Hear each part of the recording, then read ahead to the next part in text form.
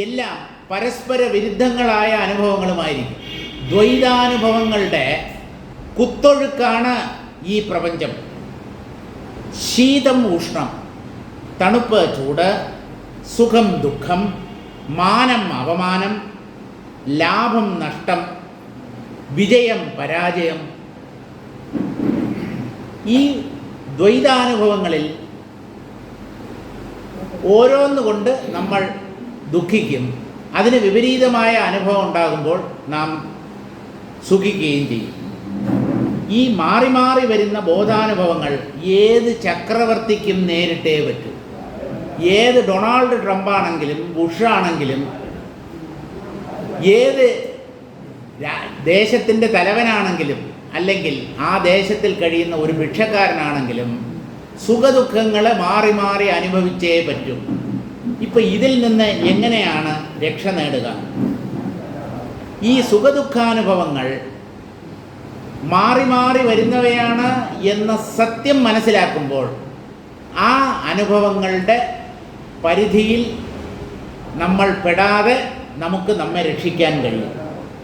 അതുകൊണ്ട് കാര്യങ്ങളെ വേണ്ടവണ്ണം മനസ്സിലാക്കുകയാണ് വേണ്ടത്. പ്രപഞ്ചത്തെ നല്ലപോലെ വിശകലനം ചെയ്ത് മനസ്സിലാക്കുകയാണ് സുഖദുഃഖങ്ങളിൽ നിന്ന് രക്ഷ നേടാനുള്ള മാർഗം. ഈ വസ്തുസ്ഥിതി ധരിച്ച് സുഖത്തിൽ തുള്ളിച്ചാടി അഹങ്കരിക്കുകയോ ദുഃഖത്തിൽ കണ്ണുനീർ വാർത്ത് കരയുകയോ ചെയ്യാതെ ചിത്തത്തെ സമനില അഭ്യസിപ്പിക്കുന്നതാണ് യോഗം. പതഞ്ജലി മഹർഷി പറയുന്നത് ചിത്തവൃത്തികളെ നിരോധിക്കുന്നതാണ് യഥാർത്ഥ യോഗം എന്ന് പറഞ്ഞാൽ മനസ്സിൻ്റെ ചലനങ്ങളെ പതിയെ പതിയെ അതിക്രമിക്കുക. സുഖം വരുമ്പോൾ മനസ്സ് ഓർമ്മിച്ചോളുക, അടുത്തത് ദുഃഖം വരും എന്ന് ഓർമ്മിച്ചോളുക. അപ്പോൾ സുഖത്തിൽ നാം മതിമറക്കുകയില്ല. ദുഃഖം നമ്മെ ബാധിക്കുമ്പോൾ ഈ ദുഃഖം അല്പനേരത്തേക്ക് മാത്രം, ഇതിനെ തുടർന്ന് ഒരു സുഖം വരാനുണ്ട് എന്ന് ഓർമ്മിക്കുമ്പോൾ ദുഃഖങ്ങളാലും ബാധിക്കപ്പെടുകയില്ല. സുഖത്തിൽ മതിമറക്കാതിരിക്കണം, ദുഃഖത്തിൽ തളർന്നു പോകാതെയും ഇരിക്കണം. അതിന് ഈ സുഖദുഃഖങ്ങളുടെ നിരർത്ഥകത അല്ലെങ്കിൽ മാറി മാറി വരുന്ന ആ അവസ്ഥ നാം വ്യക്തമായി ചിന്തിച്ച് മനസ്സിലാക്കണം. അങ്ങനെ മനസ്സ് ഈ സത്യത്തെ ഉൾക്കൊള്ളുമ്പോൾ അത് സ്വയം സമസ്ഥിതി പ്രാപിക്കും. സമനില അഭ്യസിക്കുന്നതിലൂടെ സമസ്ഥിതിയിലെത്തണം. സമനില അഭ്യസിക്കുക അത് നമ്മുടെ കൈകളിലാണ്. അങ്ങനെയാണ് മനസ്സിനെ സമനിലയിൽ എത്തിക്കേണ്ടത്. സമനിലയിൽ എത്തിയ മനസ്സാണ് ബ്രഹ്മം. നിർദോഷം ഹി സമം ബ്രഹ്മ തസ്മാത് ബ്രഹ്മണി തേ സ്ഥിതാഃ. ഗീതയിൽ കൃഷ്ണൻ പറയുന്നതാണ്, നിർദോഷമായ തത്വമാണ് ഈ ബ്രഹ്മതത്വം. അത് പരിപൂർണമായ സമസ്ഥിതി തന്നെയാണ്. അതുകൊണ്ട് സമസ്ഥിതിയിലെത്തിയ മനസ്സ് തന്നെയാണ് ബ്രഹ്മം. ആ മനസ്സിലൂടെ നേടേണ്ട ഒന്നല്ല. മനസ്സ് സമനില പ്രാപിച്ചാൽ ആ സമനില പ്രാപിച്ച മനസ്സ് തന്നെ ബ്രഹ്മഭാവം കൈക്കൊള്ളും. അതുകൊണ്ട് എത്ര പണിപ്പെട്ടാണെങ്കിലും മനസ്സിനെ അല്പാൽപമായി ഉപശമിപ്പിക്കുക. അതിനുള്ള ഒരു പ്രധാന സാധനയാണ് തിതിക്ഷ. തിതിക്ഷ എന്ന് പറഞ്ഞാൽ തരണം ചെയ്യാനുള്ള ആഗ്രഹം എന്നാണ് ആ വാക്കിൻ്റെ അർത്ഥം. തർത്തുമിച്ഛ തിതീർഷ. തിതിക്ഷ എന്ന് പറഞ്ഞാൽ സഹിക്കാനുള്ള ആഗ്രഹം എന്ന് പറഞ്ഞാൽ ഞാൻ സ്വമേധയാ സുഖദുഃഖങ്ങളെ രണ്ടിനെയും സഹിച്ച് രണ്ടിനും വശംവദനാകാതെ എൻ്റെ മനസ്സിനെ ഉപശമിപ്പിക്കണം എന്ന തീരുമാനം എടുക്കുക. അങ്ങനെ ഈ സഹനശക്തി അല്പാൽപമായി വളർത്തിയെടുക്കുക. അപരിഹാര്യങ്ങളായ ദുഃഖങ്ങളെ ചിന്തയോ വിലാപമോ കൂടാതെ ധീരമായി സഹിക്കുന്നതാണ് തിതിക്ഷ.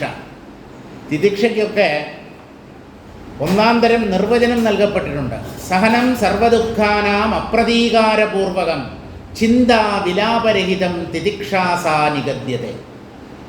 ദുഃഖങ്ങളെ സഹിക്കാൻ പല മാർഗങ്ങളുണ്ട്. ഏറ്റവും എളുപ്പമായ മാർഗം വെള്ളമടിക്കുക. സാധാരണ മനസ്സിന് വല്ലാത്ത ദുഃഖം വന്നു കഴിഞ്ഞാൽ നേരെ ബാറിലോ കള്ളു ഷാപ്പിലോ കയറി വീശുക. അങ്ങനെ അല്പനേരത്തേക്ക് ദുഃഖങ്ങളെയെല്ലാം മറന്ന് അങ്ങനെ കഴിയുക. അതൊന്നും ശാശ്വതമായ പരിഹാരമല്ല. അതിൻ്റെ ആ മദ്യത്തിൻ്റെ കെട്ടിറങ്ങുമ്പോൾ, ആ ലഹരി അല്പാൽപമായി കുറയുമ്പോൾ ഈ ദുഃഖങ്ങളെല്ലാം നമ്മെ വീണ്ടും പിടികൂടും. അപ്പോൾ കൃത്രിമമായ ഉപായങ്ങളിലൂടെയല്ല മനസ്സിനെ ഉപശമിപ്പിക്കേണ്ടത്. മനസ്സിനെ ഉപശമിപ്പിക്കാൻ ശാസ്ത്രീയമായ മാർഗങ്ങളുണ്ട്. അവയെ അവലംബിക്കുകയാണ് ഒരു ബുദ്ധിമാൻ ചെയ്യേണ്ടത്. തിതിക്ഷ എങ്ങനെയാണ് ശീലിക്കുക? അപരിഹാര്യങ്ങളായ ദുഃഖങ്ങളെ എന്ന് പറഞ്ഞാൽ ഒഴിവാക്കാൻ പറ്റാത്ത ദുഃഖങ്ങൾ. ചില ദുഃഖങ്ങളെ നമുക്ക് പരിഹരിക്കാൻ പറ്റും, ചിലതിനെ നമുക്ക് പരിഹരിക്കാൻ പറ്റില്ല. പരിഹരിക്കാൻ പറ്റാത്ത ദുഃഖങ്ങളിൽ ഏറ്റവും പ്രധാനപ്പെട്ടതാണ് മരണം. പരിഹാരമുണ്ടോ? മരിച്ചവരെ പുനർജീവിപ്പിക്കാനുള്ള മരുന്ന് ആധുനിക വൈദ്യശാസ്ത്രത്തിൻ്റെ പക്കലുണ്ടോ? ഇല്ല. അപ്പോൾ അപരിഹാര്യങ്ങളായ ദുഃഖങ്ങളുണ്ട്, പരിഹാര്യങ്ങളായ എന്ന് പറഞ്ഞാൽ നമുക്ക് ഒഴിവാക്കാൻ പറ്റുന്ന ദുഃഖങ്ങളുണ്ട്. രോഗം അപരിഹാര്യമായ ദുഃഖമല്ല, മരുന്ന് കഴിച്ചാൽ രോഗം വാശിയാവും. അതൊക്കെ പരിഹരിക്കാൻ പറ്റുന്ന ദുഃഖങ്ങളാണ്. ഇപ്പോൾ അപരിഹാര്യങ്ങളായ ദുഃഖങ്ങളെ ചിന്തയോ വിലാപമോ കൂടാതെ, ചിന്ത എന്ന് പറഞ്ഞാൽ അതിനെ തന്നെ ഓർത്ത് ദുഃഖിക്കുക. എനിക്കിങ്ങനെ വന്നുവല്ലോ, എനിക്ക് മാത്രം ഇങ്ങനെ വന്നുവല്ലോ, ഞാൻ എന്തൊരു പാപിയാണ്, ഇങ്ങനെ സ്വയം പഴിച്ചുകൊണ്ട് തന്നെ വേദനിപ്പിക്കുക. ദുഃഖങ്ങൾ വന്നു, അതുകൂടാതെ എനിക്ക് ദുഃഖങ്ങൾ വന്നുവല്ലോ എന്ന് കൂടുതൽ ദുഃഖിക്കുക. അത് വേണ്ട. ദുഃഖങ്ങളെ ചിന്തിക്കാതിരിക്കുക. ചിന്തിക്കാതിരുന്നു കഴിഞ്ഞാൽ അടുത്ത ഒരു ഉപായം എന്ന് പറയുന്നത് ആരുടെത്തെങ്കിലും ഈ ദുഃഖങ്ങൾ പറഞ്ഞ് കരയുകയാണ്. പലരും കരഞ്ഞു തീർക്കുന്ന പ്രകൃതക്കാരാണ്. ആരുടെത്തെങ്കിലും സുഹൃത്തുക്കളോ ബന്ധുക്കളോ അവരെയൊക്കെ വിളിച്ച് പറഞ്ഞ് ഞാൻ ഇത്രയും ദുഃഖം അനുഭവിക്കുന്നയാളാണ് എന്ന് പറഞ്ഞ് കരഞ്ഞു തീർക്കുക. അത് ദുഃഖങ്ങളെ നിയന്ത്രിക്കാനുള്ള ഒരു ഉപായമാണ്. പക്ഷേ ഈ വക ഉപായങ്ങളൊന്നും അവലംബിക്കാൻ പാടില്ല. എനിക്കിങ്ങനെ വന്നുവല്ലോ എന്ന് ദുഃഖിക്കുകയും അരുത്, വിലപിക്കുകയും അരുത്. ധീരമായി സഹിക്കുക.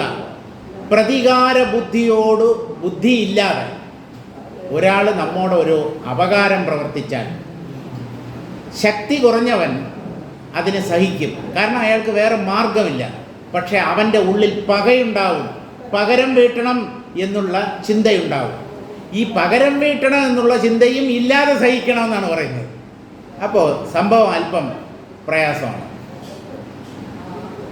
ഓർത്തോർത്ത് ദുഃഖിക്കരുത്, കരയുകയും അരുത്, പ്രതികാര ബുദ്ധിയും പാടില്ല.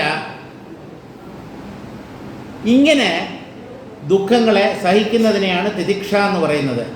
തിതിക്ഷ ചിത്തത്തിന് സമനില വളർത്തും. ഈ തിതിക്ഷ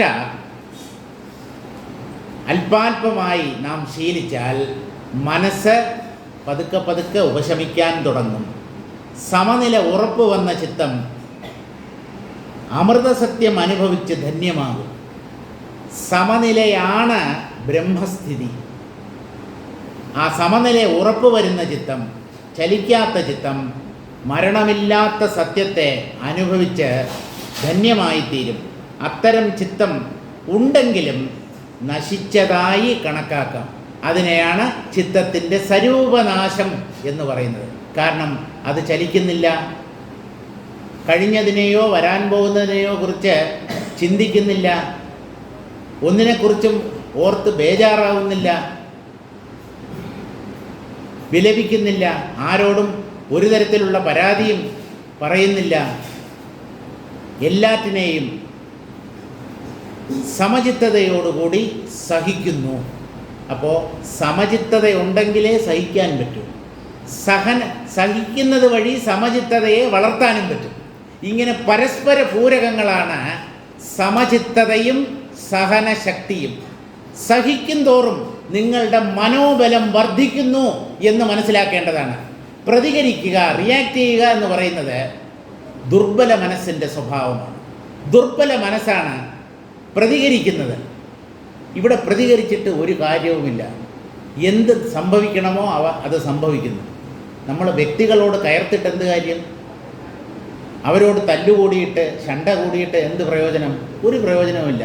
അതുകൊണ്ട് ഇതൊക്കെ ഞാൻ അനുഭവിക്കാനുള്ളതാണ് എന്ന് സ്വയം ആശ്വസിച്ച്, എന്നാൽ ദുഃഖിക്കാതെ, ദുഃഖമാണ് ഒഴിവാക്കപ്പെടേണ്ടത്, ഇതൊക്കെ എൻ്റെ പ്രാരബ്ധത്തിൽ പെട്ടതാണ് എന്ന് മനസ്സിനെ തത്വബോധം പഠിപ്പിച്ച് അതിനെ കരുത്തുറ്റതാക്കി മാറ്റണം. അങ്ങനെ സഹനശക്തിയിലൂടെ മനസ്സിൻ്റെ കരുത്ത് വർദ്ധിക്കും. കരുത്ത് വർദ്ധിക്കും തോറും സഹനശക്തിയും അതോടൊപ്പം വളരും. അങ്ങനെ ആ സ്ഥിതിയിൽ എത്തിച്ചേരുന്ന ചിത്തം പരമസത്യത്തെ അനുഭവിക്കും. അത് അമരമായ ആത്മതത്വത്തെ അനുഭവിച്ച് അയാളുടെ ജീവിതത്തിന് ധന്യതയണയ്ക്കും. ആ ചിത്തം ഉണ്ടെങ്കിലും അതിനെ നശിച്ചതായി കണക്കാക്കാം എന്നാണ് വസിഷ്ഠ മഹർഷിയുടെ അഭിപ്രായം.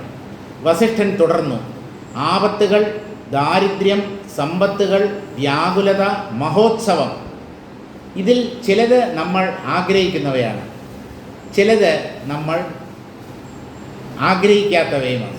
ആപത്തുകൾ നമുക്ക് വേണ്ട, ദാരിദ്ര്യവും വേണ്ട, സമ്പത്ത് വേണം, വ്യാകുലത വേണ്ട, മഹോത്സവം, സന്തോഷം, സുഖം, ഇതൊക്കെ നമുക്ക് വേണം താനും. ഇങ്ങനെ മാറി മാറി വരുന്ന സംഭവങ്ങൾ ആരുടെ ചിത്തത്തെ സന്തോഷരൂപത്തിലോ സന്താപരൂപത്തിലോ ക്ഷോഭിപ്പിക്കുന്നില്ലയോ? സന്തോഷ സന്താപങ്ങൾ രണ്ടും മനസ്സിൻ്റെ ക്ഷോഭങ്ങളാണ്, ചലനങ്ങളാണ് എന്നർത്ഥം. സന്തോഷിക്കുമ്പോൾ നിങ്ങളുടെ മനസ്സ് നിശ്ചലാവസ്ഥയെ അല്ല പ്രാപിക്കുന്നത്, അത് പറന്നുയരുന്നു. സന്തോഷത്തിൽ മനുഷ്യ മനസ്സ് ഉയരങ്ങളിലേക്ക് പറക്കുന്നു. സന്തപിക്കുന്ന വേളകളിൽ അത് തളർന്ന് അഗാധ ഗർത്തത്തിൽ പതിക്കുന്നു. നമുക്ക് ഈ ഉയർച്ചയും പതനവുമല്ല വേണ്ടത്, സമസ്ഥിതിയാണ് വേണ്ടത്. അതുകൊണ്ട് സുഖദുഃഖങ്ങളാൽ ബാധിക്കപ്പെടാത്ത ഒരു മനസ്സിൻ്റെ ഉടമകളാകണം. അതിന് നമ്മൾ തിതിക്ഷ വളർത്തിയെടുക്കേണ്ടതായിട്ടുണ്ട്. മനസ്സ് സന്തോഷരൂപത്തിലോ സന്താപരൂപത്തിലോ ക്ഷോഭിക്കാതിരിക്കുമെങ്കിൽ ആ മനസ്സ് സമസ്ഥിതി പ്രാപിച്ചു എന്ന് ഉറപ്പിക്കാം. ആ മനസ്സല്ലാതായിത്തീരുന്നു, ചിത്തമല്ലാതായിത്തീരുന്നു. ആ ചിത്തം ആത്മാനന്ദം അനുഭവിക്കാൻ പാകപ്പെട്ടതാണ്. അപ്പോഴാണ് ഈ ആത്മാനന്ദം അനുഭവിക്കാനുള്ള ഒരു യോഗ്യത ഒരാൾ നേടുന്നത്. സമസ്ഥിതി, സമചിത്തത എന്ന് പറയും, ഇക്വാനിമിറ്റി. മനസ്സ് ഒരു പരിതസ്ഥിതിയിലും ചലിക്കാതാകുമെങ്കിൽ അത് ആത്മാനന്ദം അനുഭവിക്കാൻ പാകത നേടിക്കഴിഞ്ഞു എന്നുറപ്പിക്കാം. മനസ്സിൻ്റെ ക്ഷോഭമാണ് മൂഢത. മൂഢത കൊണ്ട് മനസ്സ് ക്ഷോഭിക്കുന്നുവോ, മനസ്സ് ക്ഷോഭിക്കുന്നവൻ്റെ ഉള്ളിൽ മൂഢതയുണ്ട് എന്ന് കരുതണോ? എങ്ങനെ കരുതിയാലും വേണ്ടില്ല, രണ്ടും സംഭവം ഒന്ന് തന്നെയാണ്. മൂഢനാണ് ക്ഷോഭിക്കുന്നത്, ക്ഷോഭിക്കുന്നവൻ്റെ ഉള്ളിൽ മൂഢതയുണ്ടാവും. മൂഢത ക്ഷോഭമായി മാറും, ക്ഷോഭത്തിന് കാരണം മൂഢതയുമാണ്. ആ മനസ്സ് നശിക്കുന്നതാണ് ചിത്തനാശം. ക്ഷോഭിക്കാതെ സമനിലയിൽ ഉറയ്ക്കുന്ന മനസ്സ് ആത്മസ്വരൂപത്തെ പ്രാപിക്കുന്നു. ക്ഷോഭിക്കാത്ത മനസ്സ്, ചലിക്കാത്ത മനസ്സ് ബ്രഹ്മസ്ഥിതി പ്രാപിക്കുന്നു എന്നർത്ഥം. ബ്രഹ്മത്തെ എങ്ങനെയാണ് നേടുക, എങ്ങനെ പ്രാപിക്കും എന്ന് ചോദിച്ചു കഴിഞ്ഞാൽ അത് പ്രാപിക്കപ്പെടേണ്ട ഒന്നല്ല. ഇപ്പോൾ ചലിച്ചുകൊണ്ടിരിക്കുന്ന മനസ്സ് ചലനം നിർത്തിയാൽ എന്ത് ബാക്കി വരുമോ അതാണ് ബ്രഹ്മം. ചലിക്കുന്ന ചിത്താണ് ചിത്തം. ചിത്ത് എന്ന് പറഞ്ഞാൽ ബോധം, ബ്രഹ്മം എന്നർത്ഥം. ചിത്ത് ചലിക്കുന്നതായി തോന്നിയാൽ ചിത്തമായി, ചിത്തത്തിൻ്റെ ചലനം നിലച്ചാൽ ചിത്തായി. അതുകൊണ്ട് ആത്മാവിനെ നേടാനുള്ള വഴി വളരെ വ്യക്തമാണ്. അതിനെ സാധനകളിലൂടെയൊന്നും നേടാൻ സാധ്യമല്ല.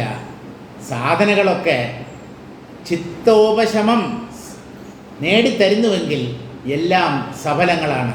സാധനകൾ ചെയ്തിട്ടും മനസ്സടങ്ങുന്നില്ല എങ്കിൽ ആ സാധനകളൊക്കെ നാം തളരാൻ വേണ്ടി മാത്രം കാരണമായിത്തീരും.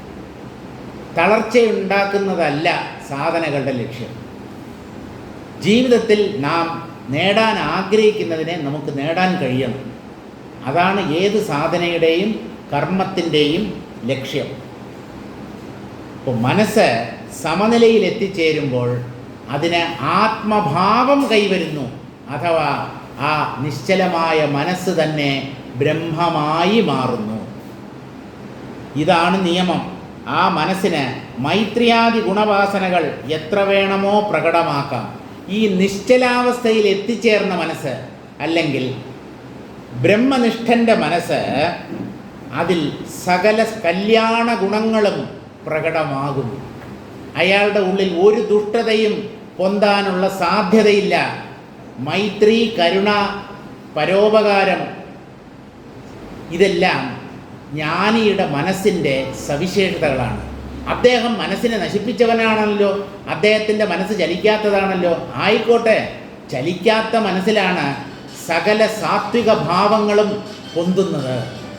അതുകൊണ്ട് ജ്ഞാനികളിൽ മൈത്രിയാദി ഭാവങ്ങൾ കാണപ്പെടുന്നതിൽ അത്ഭുതമില്ല.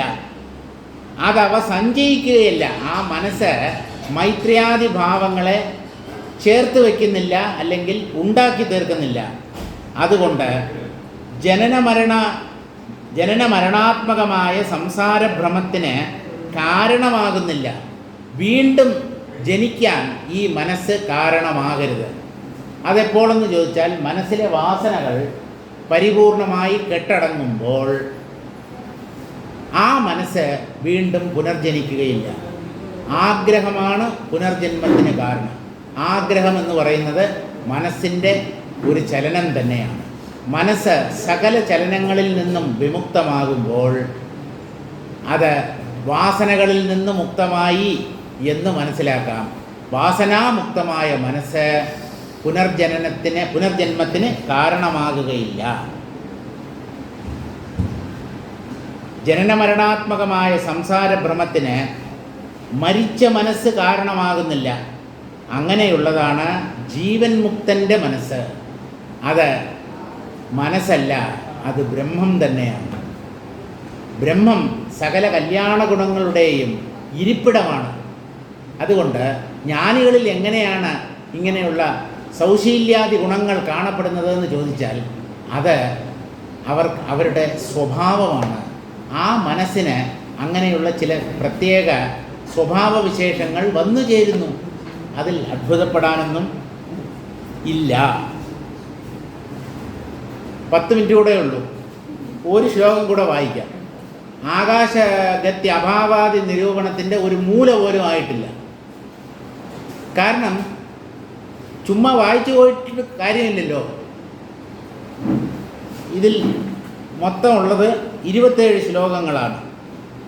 നമ്മൾ വായിച്ച് അവസാനിപ്പിക്കാൻ പോകുന്നത് 7 ശ്ലോകങ്ങൾ. 7 ശ്ലോകങ്ങൾ മാത്രമേ 2 മണിക്കൂർ കൊണ്ട് നമുക്ക് ഒന്ന് ഉപരിപ്ലവമായിട്ടെങ്കിലും സ്പർശിച്ചിട്ട് വരാൻ കഴിയുകയുള്ളൂ. ഇപ്പോൾ ഒരു ശ്ലോകം കൂടെ വായിച്ചിട്ട് നമുക്ക് തൽക്കാലം നിർത്താം. അത് തന്നെ നിർത്താമല്ല, എന്നേക്കുമായി നിർത്തുകയല്ല, തൽക്കാലം ഫോർ ദ ടൈം ബീയിങ് നമുക്ക് നിർത്താം.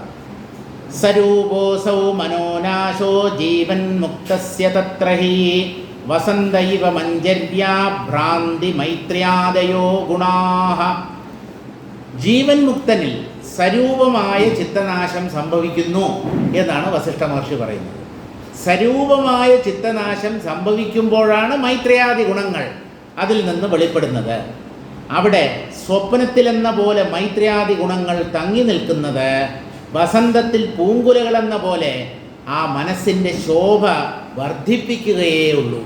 മരിച്ച മനസ്സിൻ്റെ സ്വഭാവവിശേഷങ്ങളാണ് മൈത്ര്യാദി ഗുണങ്ങൾ. ദയ, പരോപകാരം, കാരുണ്യം, ഇതെല്ലാം മരിച്ച മനസ്സിൻ്റെ സവിശേഷതകളാണ്. എന്ന് പറഞ്ഞാൽ ജീവൻ മുക്തൻ്റെ ഗുണവിശേഷങ്ങളാണ്. അതേതുപോലെ എന്ന് ചോദിച്ചാൽ, വസന്തത്തിൽ മരങ്ങളിൽ പൂക്കുലകൾ കാണപ്പെടുന്നു. അതുപോലെ മൈത്രിയാദി ഗുണങ്ങൾ ഉപശമിച്ച മനസ്സിൽ നിന്ന് തനിയെ പ്രകടമാകുന്നു. വിദേഹമുക്തനിലാണ് അത് സംഭവിക്കുക. അരൂപമായ ചിത്തനാശം എന്ന് പറയുന്നത് ജീവൻ മുക്തനിൽ കാണപ്പെടുന്നതാണ്. അല്ല, സ്വരൂപ ചിത്തനാശമാണ് ജീവൻ മുക്തനിൽ കാണപ്പെടുന്നത്. വിദേഹമുക്തനിലാണ് അരൂപചിത്തനാശം സംഭവിക്കുന്നത്. അതായത് മനസ്സ് എന്നുള്ള ആ ഭാവം, ആ ഒരു നിഴൽ പൂർണ്ണമായി ഉപശമിച്ച് ആത്മാവ് മാത്രം പ്രകാശിച്ചു നിൽക്കുന്ന സ്ഥിതിയാണ് വിദേഹമുക്തി എന്ന പേരിൽ അറിയപ്പെടുന്നത്. വിദേഹമുക്തനിൽ മൈത്രിയാദി ഗുണങ്ങൾ കാണപ്പെടുന്നില്ല.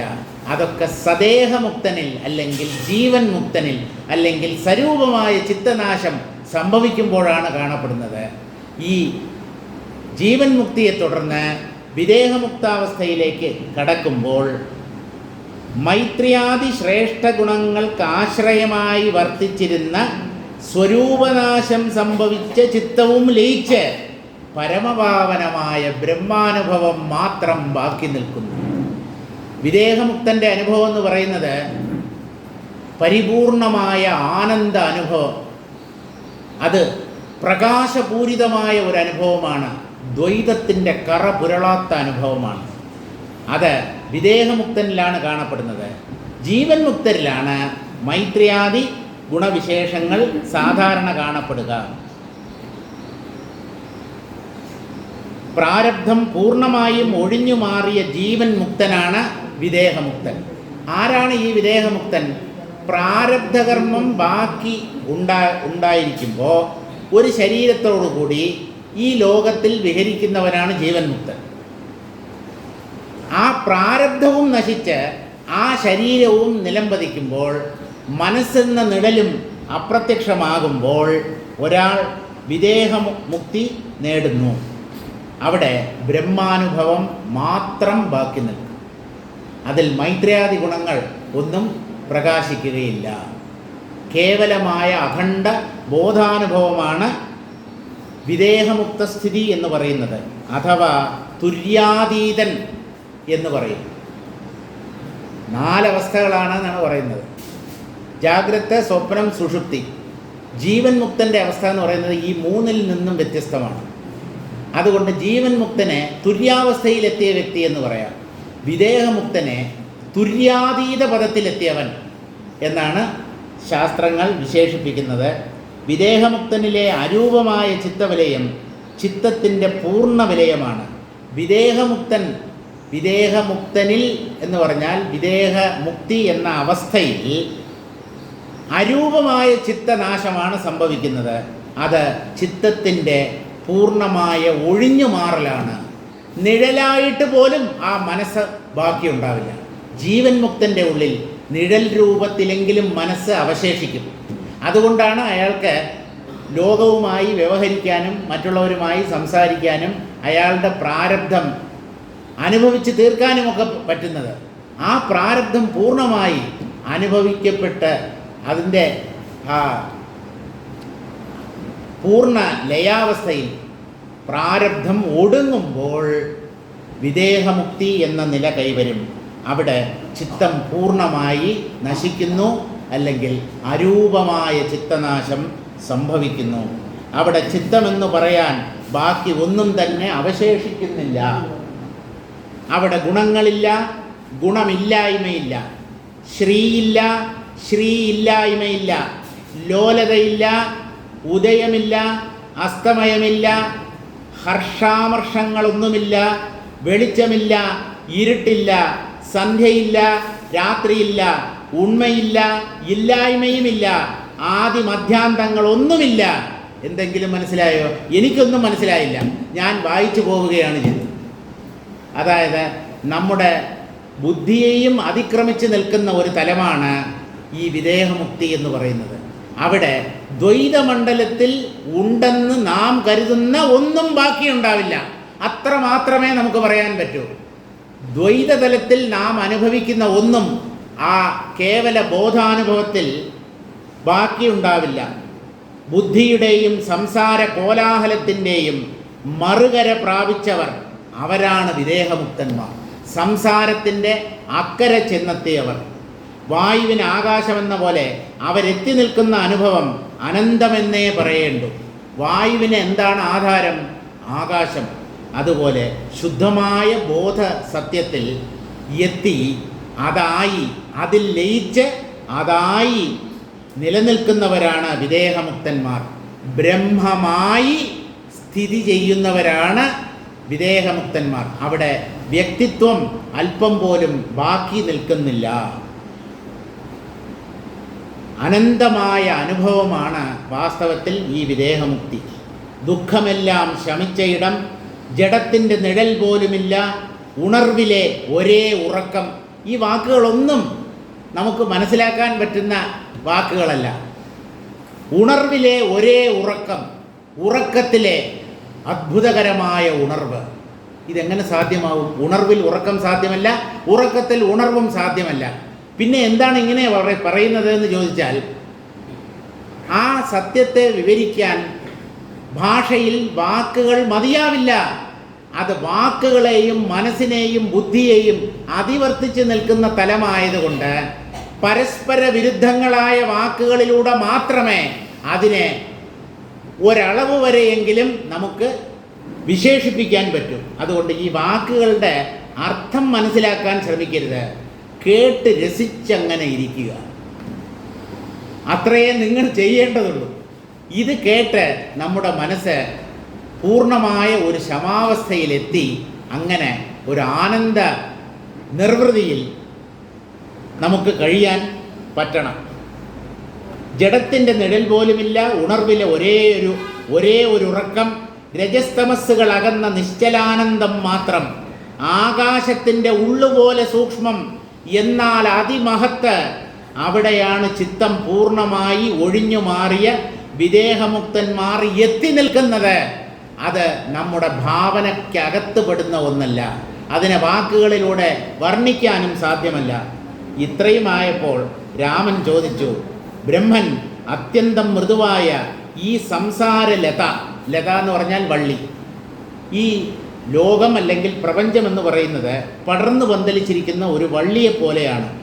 ഏത് വിത്തിൽ നിന്നാണ് ഇങ്ങനെ പൊടിച്ച് പടർന്ന് പന്തലിച്ച് നിൽക്കുന്നത്? ആ വിത്തിനുമപ്പുറത്ത് ആ വിത്തിൻ്റെ വിത്തെന്താണ്, അതിനപ്പുറത്ത്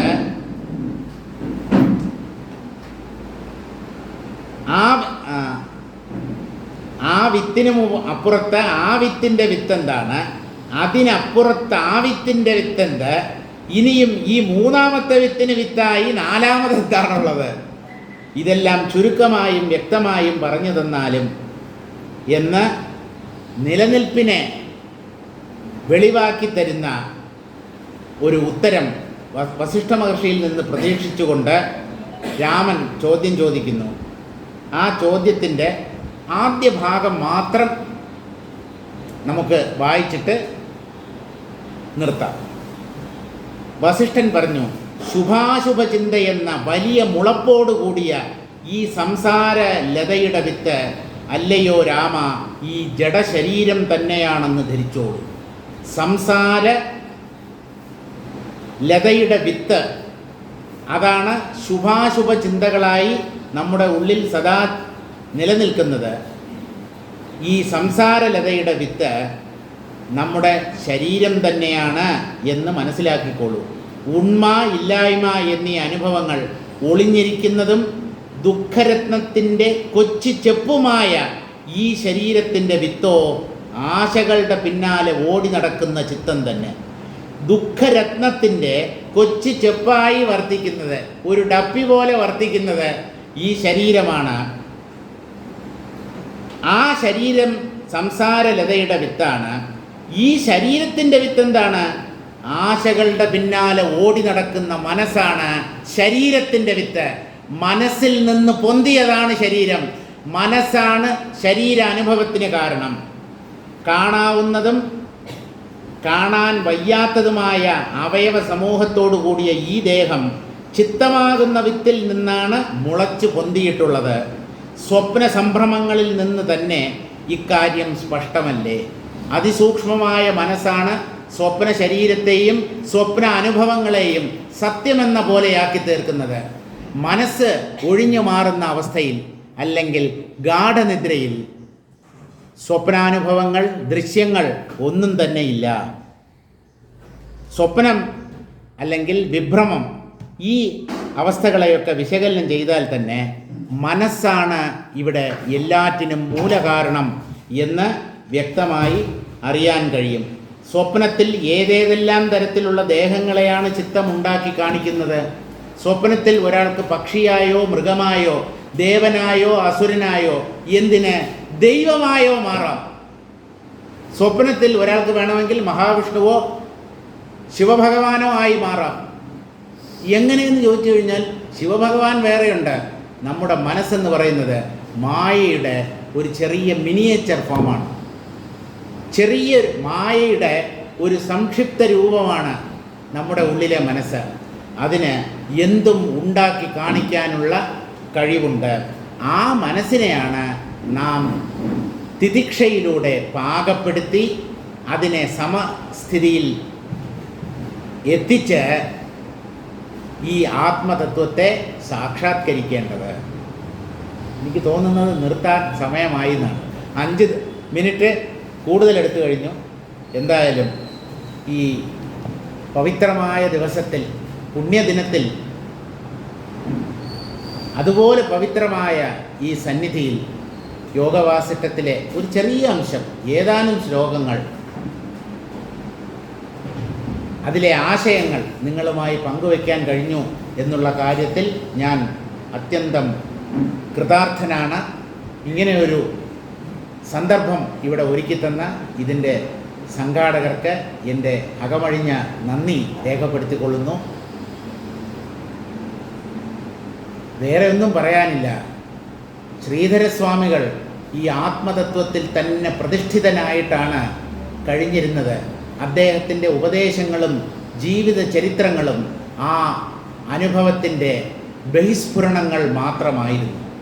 മഹാത്മാക്കളുടെ ഉപദേശത്തിലൂടെയല്ല, അവരുടെ ജീവിതത്തിലൂടെയും അവരുടെ പ്രവൃത്തികളിലൂടെയുമാണ് അവർ അനുഭവിച്ച സത്യത്തെക്കുറിച്ച് ലോകം മനസ്സിലാക്കേണ്ടത്. മനസ്സിലാക്കുന്നുണ്ടോ ഇല്ലയോ എന്നുള്ളത് എനിക്കറിയില്ല.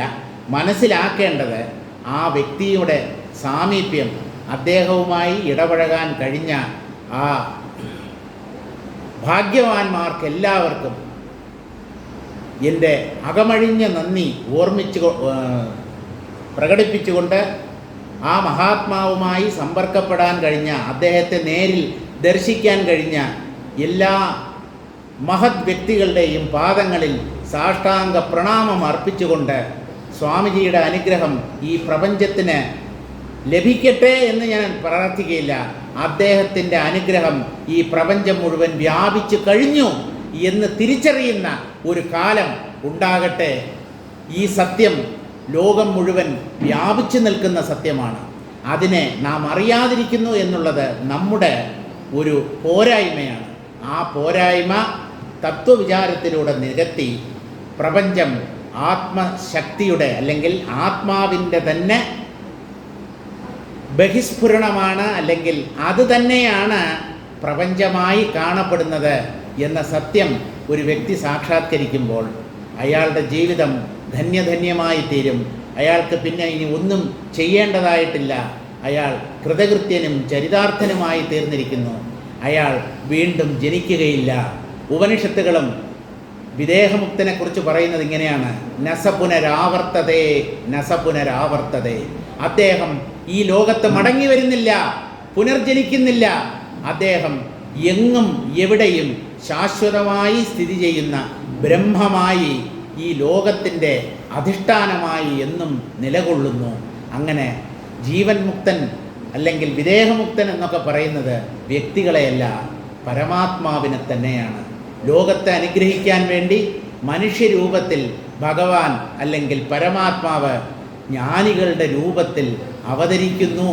അങ്ങനെ നമുക്ക് നമ്മിൽ അനുഗ്രഹം കോരിച്ചൊരിയുന്നു എന്നുള്ള സത്യം ഓർമ്മിച്ചുകൊണ്ട് നമ്മുടെ ജീവിതത്തെ ധന്യധന്യമാക്കി തീർക്കാൻ നമുക്ക് ഓരോരുത്തർക്കും കൂടുതൽ ഉത്സാഹത്തോടും ഊർജ്ജസ്വലതയോടും കൂടി ശ്രമിക്കാം എന്ന ഒരു പ്രതിജ്ഞ എടുത്തുകൊണ്ട് എൻ്റെ എളിയ വാക്കുകൾ ഞാൻ ഉപസംഹരിക്കുന്നു.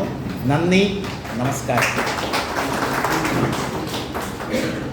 ഓം പൂർണ്ണമദഃ പൂർണ്ണമിദം പൂർണ്ണാത് പൂർണ്ണമുദച്യതേ പൂർണ്ണസ്യ പൂർണ്ണമാദായ പൂർണ്ണമേവാവശിഷ്യതേ.